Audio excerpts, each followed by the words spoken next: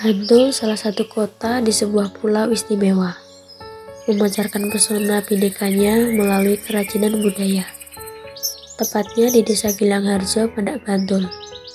Gudang para pengrajin belangkon dari beberapa daerah kebudayaan di Indonesia. ATA, rumah produksi belangkon terbaik di Desa Gilangharjo. Tepatnya 15 km ke arah selatan dari pusat kota Yogyakarta.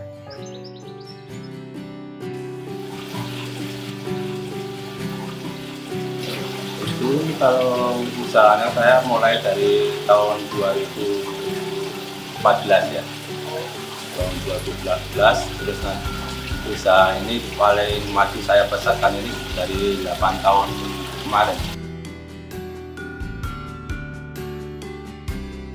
Karena kita usaha bangunan seni ya mas. Ini kita cara sendiri. Terus itu yang buat jarang. Kita mengabadikan seorang budaya. Latar sejarah saya itu secara pertama saya kerjanya di kerajinan juga mas. Jadi kita terus saya mengikuti itu banyak teman saya seniman, jadinya saya langsung proses ini kerja kerajinan belangkon.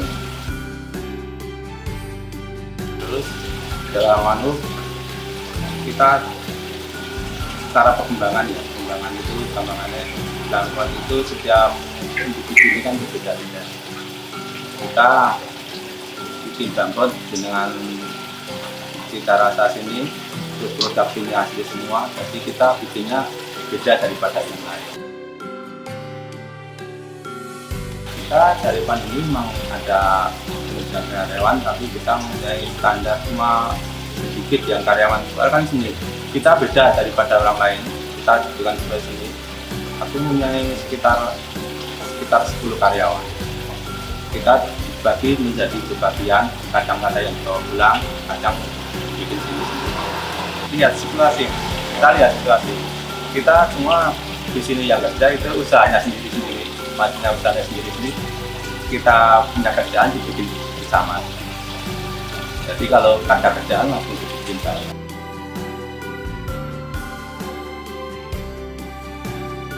Kita memproduksi semua belangkon mas. Tiap daerah itu punya ciri khas sendiri-sendiri. Jogja itu belangkonnya Jogja, kalau Solo kita brandingnya Solo, kalau bikinan kita Jawa Timur kita bikin Jawa Timur, kalau orang Sunda kita bikinnya Sunda, tapi mayoritas kita bikinnya Jogja, tapi dalam waktu versinya beda-beda.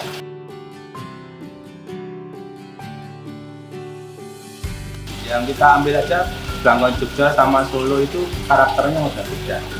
Kalau belangkon Jogja itu Mataram ya, kalau Solo itu mondolnya, Jogja itu ada mondolnya belakang, kalau Solo mondolnya depan.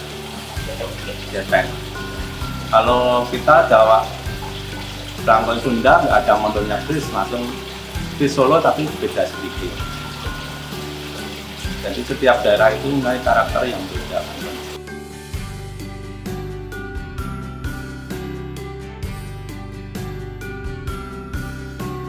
Limited edition itu produknya ciri khas ini. Jadi setiap orang memakai produk ini itu pasti kelihatan. Jadi itu produknya ATA itu kelihatan. Ini kan ATA ya, itu kelihatan dalam ciri bentuk dan ciri motif itu sudah beda dari yang lain. Coraknya kita corak macam-macam ya mas. Kita kadang karakter orang itu aku ingin motif yang gini mas, itu motif gini itu gampangannya kita ada yang gampangannya sendiri image-nya kita, jadi bawahnya kita harus pakai motif ini, kita pakainya itu menyesuaikan yang pemesannya itu.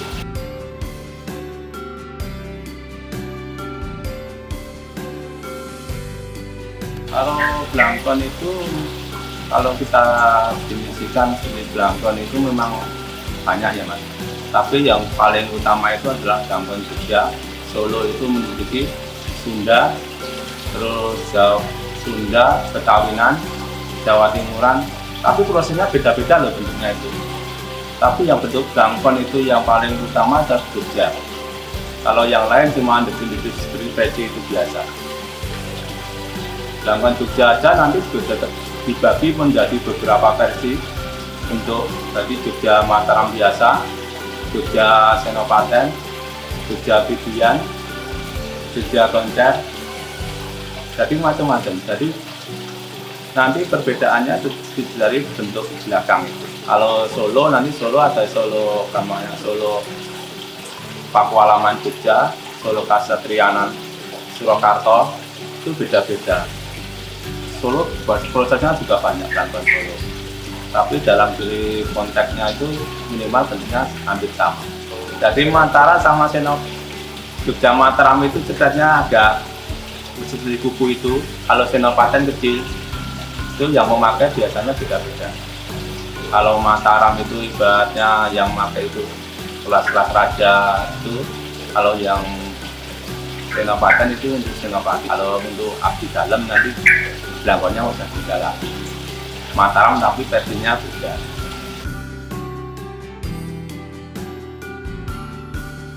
Setiap blangkon itu setiap mondolan daerah kan juga tidak ada.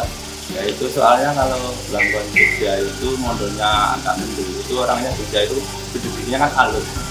Jadi halus nanti kita bicaranya itu halus, tapi dari kalau pikirannya itu agak ujungnya di belakang. Kalau Solo itu depan tetap halus, belakang halus ya. Itu kalau tradisinya orang Solo itu omongannya di depan sama di belakang itu sama. Orang Solo. Tapi kalau langsung kadang orang Jogja beda. Tapi kalau daerah-daerah lain kita yang kena aja itu Jawa Timur. Jawa Timur itu blangkonnya agak runting-runting loh itu. Kalau dalam pengamatan saya itu omongannya sana itu agak tajam. Agak tajam. Itu secara dilogikanya itu secara omongannya halus tapi agak menusuk orang lain.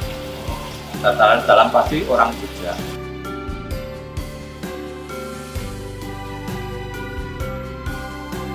Kalau bahan itu kalau kita ya satu blangkon itu terdiri dari kain semua mas, dari kain, terus nanti mondolnya itu dari kapas, anjungan juga dari kain. Jadi kalau satu blangkon itu prosesnya kain dalamnya itu dari kain, terus mondolnya kapas, terus anjungan kain, terus nanti kain biasa itu kain untuk proses blangkon. Jadi 3 versi.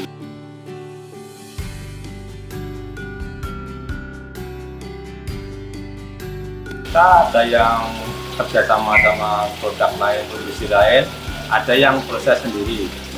Proses sendiri itu yang kita yang diproses sendiri itu yang limited itu tadi yang mahal-mahal itu nggak bisa diproseskan ke kain. Soalnya itu dari sini itu soalnya ada ciri khasnya. Pewarnaannya kita jantangannya aku sendiri, kita sendiri jantangan. Jadi proses batik penanganan itu aku sendiri.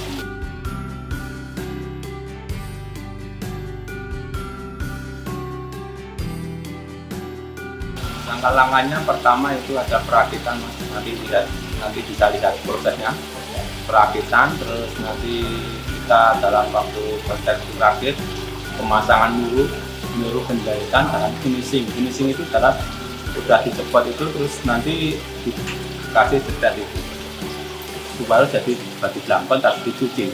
Kita pakai cuci air soalnya sini prosesnya jahit semua ya, nggak ada proses lain, jadinya kita manual. Jadi aman kalau kena kualitas.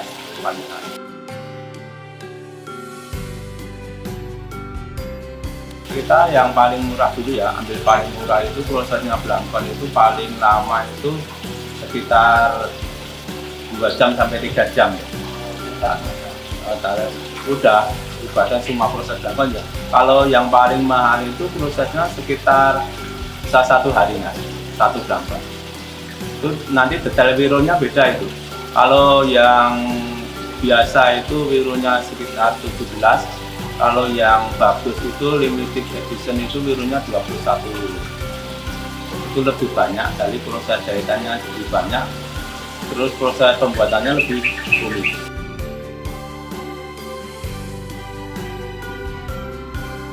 Kita proses pembuatan atap belangkon itu dilakukan setiap hari, hampir tiap hari Mas. Tapi kalau minggu itu kadang cuma saya lakukan sendiri.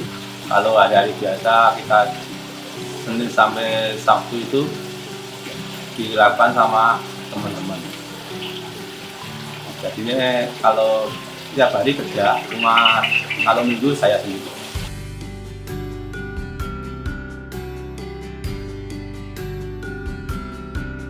Kita kalau nggak ada pesanan kita produksi, tapi kita produksi gampangnya yang limited gitu, yang sulit-sulit. Tapi kalau ada pesanan kita pesanan dulu.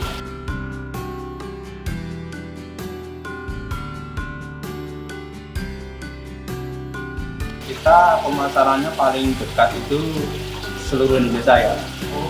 Paling jauh kita pemasaran dulu pernah di Taiwan. Bahkan kita yang itu kemarin itu cara mau lebaran kemarin proses belangkon Pakualaman Jogja itu kita di Arab Saudi.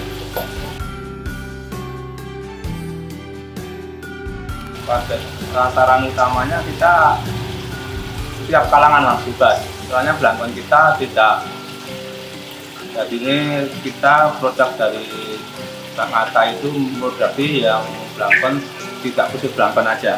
Jadi belangkon itu dalam versi nanti bisa buat santai-santai, itu nanti bisa jadi kita tujuan kalangan kita setiap peminat.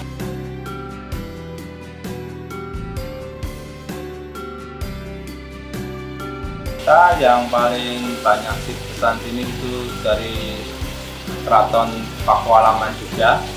Kita soalnya saya bagian dari Pakualaman, terus kita dari reseller setiap daerah kota ini ada reseller tertentu. Terus dalang-dalang kita juga bikinkan, MC juga, terus abdi dalam cuma beberapa orang, tapi kita yang aku fokuskan yang kelas pangeran itu pada dalam. Kalau kelas abdi dalam kita enggak begitu ngano ya, itu soalnya abdi dalam itu sudah kelas bawah.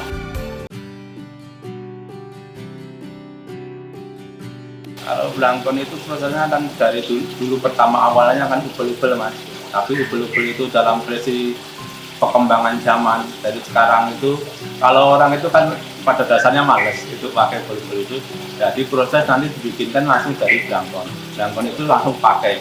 Kalau ubel-ubel kita setiap mau pakai lama gitu, kalau belangkon langsung itu 5 menit jadi, berarti langsung bisa pakai. Kalau ubel-ubel nanti bisa sekitar 15-an menit setiap proses ya, itu kalau belangkon kan langsung pakai.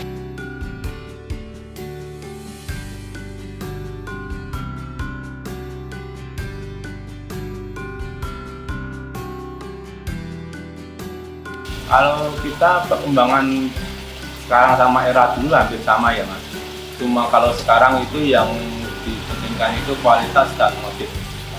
Kita kadang itu orang itu kalau pakai belangkon itu disamai orang lain, itu pasti orang itu agak minder. Kalau kita pakai belangkon kita yang pakai sendiri, gampangnya motif itu sendiri, itu bisa meningkatkan PD kita.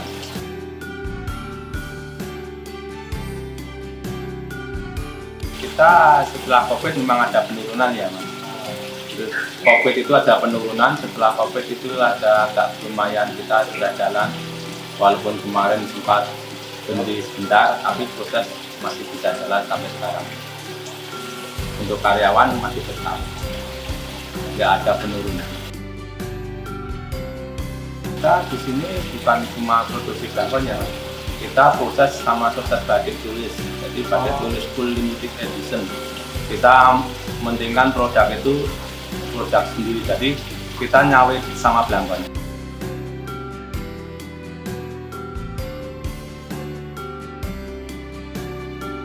Kalau pesannya untuk generasi muda, kita belangkon itu ada produk kita. Kita orang Jawa itu, kalau pribadi aku itu kita orang Jawa.